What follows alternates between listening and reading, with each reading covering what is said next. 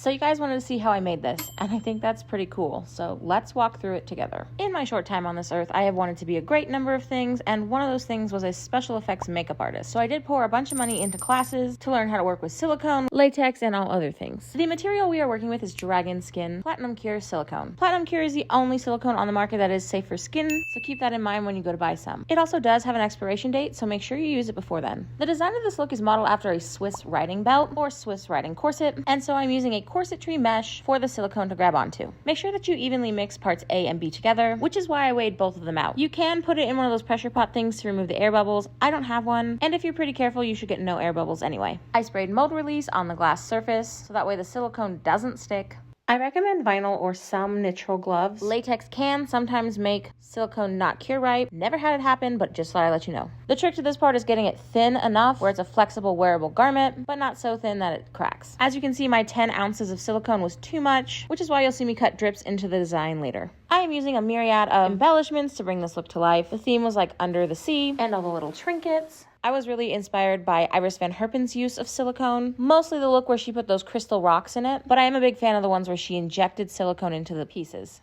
Anyway, when you're done adding the embellishments, make sure you add another layer of silicone. I did not take video of this because it was late at night. I did it right before I went to bed, and I let the whole thing cure overnight.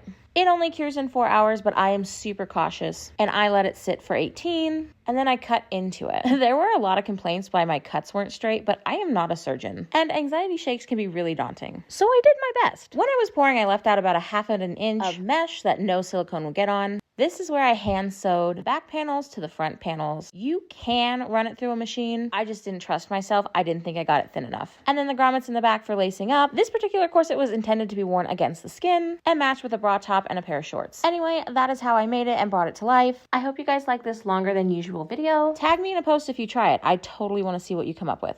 Bye.